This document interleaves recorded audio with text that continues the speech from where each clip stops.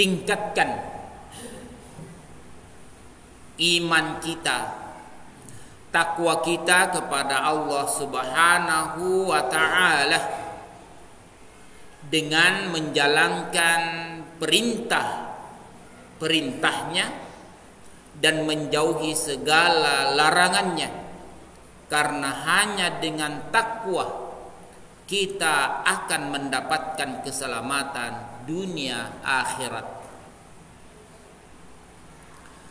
Hari ini atau Jumat kali ini kita berada di awal tahun baru Islam atau Jumat kedua tahun baru Islam atau bulan Muharram 1447 Hijriah.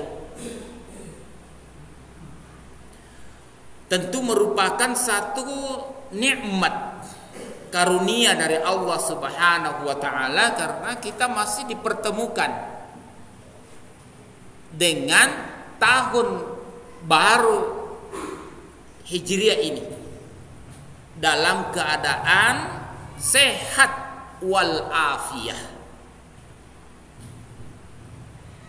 Betapa banyak saudara kita yang tidak sempat lagi, dikarenakan karena mungkin sudah menghadap kepada Allah Subhanahu wa ta'ala atau dalam keadaan sudah wafat, atau ada juga yang masih hidup tapi berbaring di rumah sakit atau tidak bisa sempat hadir melaksanakan ibadah sebagaimana yang kita lakukan karena faktor uzur atau adanya penyakit atau ada halangan yang lainnya. Nah, kita ini diberikan oleh Allah Subhanahu wa taala kesehatan, kesempatan. Alhamdulillah, mari kita syukuri dengan memperbanyak zikir, doa kepada Allah Subhanahu wa taala. Semoga tahun yang lalu 1446 Hijriah yang lalu, semoga amal ibadah kita diterima oleh Allah Subhanahu wa taala dan diampuninya segala dosa dan kesalahan yang telah kita lewati.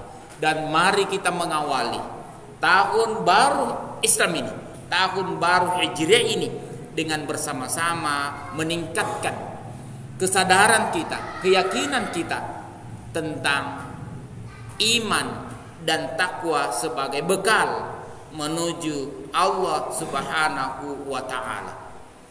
Salam dan salawat tak lupa kita kirimkan kepada junjungan kita Nabi Muhammad Rasulullah sallallahu alaihi wasallam, adalah nabi yang diutus di atas permukaan bumi ini sebagai rahmatan lil alamin dan sekaligus sebagai uswatun hasanah.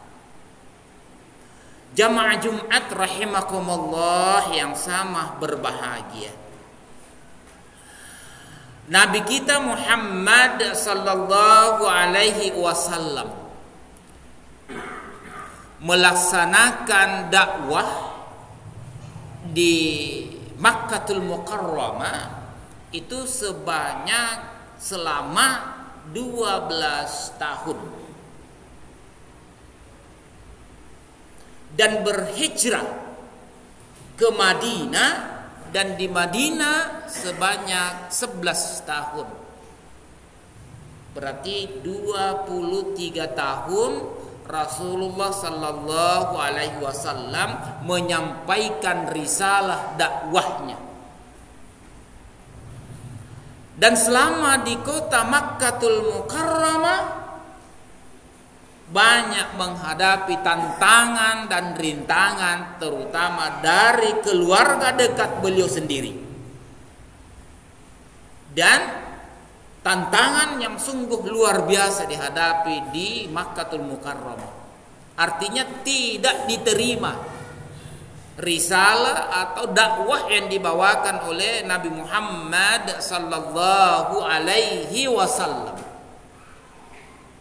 Di sini dapat kita mengetahui bahwasanya perjuangan Rasulullah sallallahu alaihi wasallam itu tantangan yang paling pertama dijumpai adalah tantangan dari keluarga dekat beliau sendiri. Karena tantangan dan rintangan yang dihadapi oleh Nabi Sallallahu Alaihi Wasallam di Makkatul Mukarramah, di kampung halamannya sendiri, tanah kelahirannya, maka Rasulullah Sallallahu Alaihi Wasallam diperintahkan untuk berhijrah ke Madinatul Munawwarah. Kalau di Makkatul Mukarramah dimusuhi, tidak diterima alias ditolak, justru kebalikan.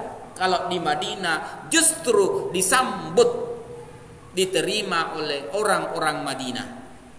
Maka lahirlah dua istilah. Yang pertama adalah yang dikenal dengan muhajirin. Golongan muhajirin artinya orang Makkah berhijrah bersama dengan Rasulullah Sallallahu Alaihi Wasallam ke Madinah. Dan orang Ansar itulah yang dikenal dengan orang-orang Madinah. Jadi kaum muhajirin dan kaum Ansar. Kaum muhajirin adalah orang Makkah berhijrah ke Madinah. Kalau kaum Ansar adalah golongan yang menerima, yaitu orang-orang Madinah, menerima dakwah Rasulullah Sallallahu Alaihi Wasallam. Maka di Madinahlah yang dikenal dengan lahirnya peradaban Islam, syariat Islam itu lahir di kota Madinatul Munawwarah. Jamaah Jumat rahimakumullah yang sama berbahagia.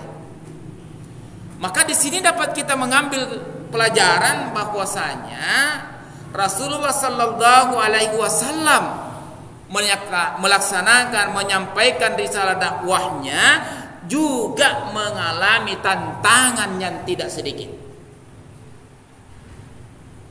Yang kedua, dibalik daripada tantangan itu, Allah pun membuka ruang, yaitu membuka ruang orang-orang yang mau menerima petunjuk itu.